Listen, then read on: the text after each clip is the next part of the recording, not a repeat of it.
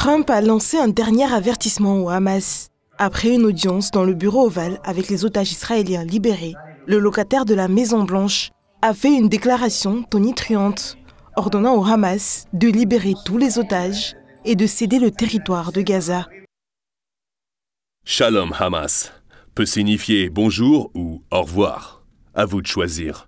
Libérez immédiatement tous les otages sans tarder et rendez immédiatement tous les corps des personnes que vous avez tuées ou c'est fini pour vous. Seuls les malades et les tordus gardent les cadavres et vous êtes malades et tordus. Je vais fournir à Israël tout ce dont il a besoin pour mener le travail à bien. Pas un seul membre du Hamas ne sera en sécurité si vous ne faites pas ce que je vous dis.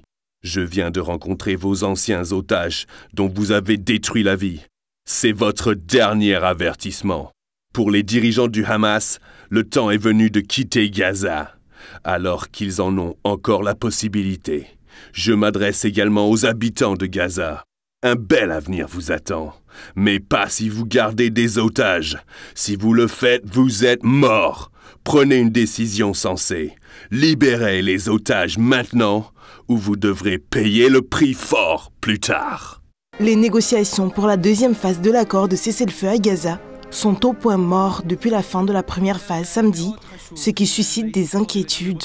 Israël exige la démilitarisation de la bande de Gaza et la fin du pouvoir du Hamas avant de passer à la phase suivante de l'accord.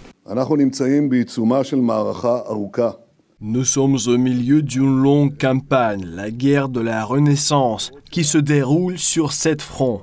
Ces résultats seront importants pour de nombreuses générations.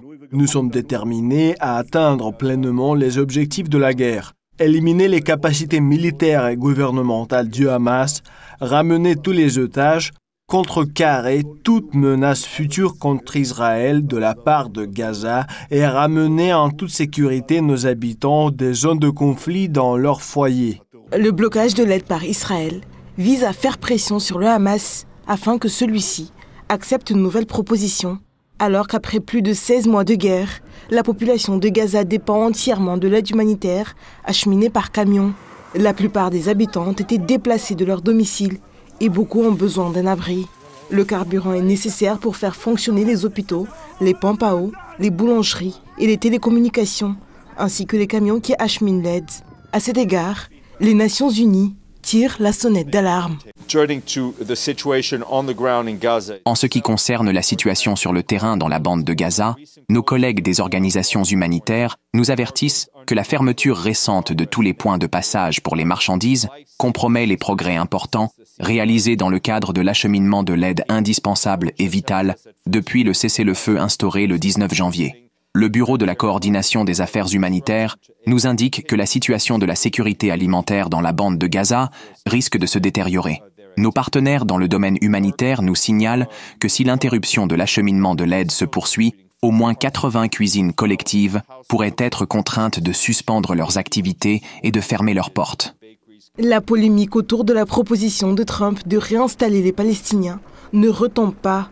Les médias israéliens affirment qu'Israël a pris les mesures nécessaires pour permettre une sortie ordonnée de milliers d'habitants de Gaza chaque jour via 3 itinéraires. Toutefois, le sommet des dirigeants arabes a approuvé mardi un plan égyptien de reconstruction de Gaza dont le coût est estimé à 53 milliards de dollars américains et qui vise à éviter le déplacement des Palestiniens de l'enclave.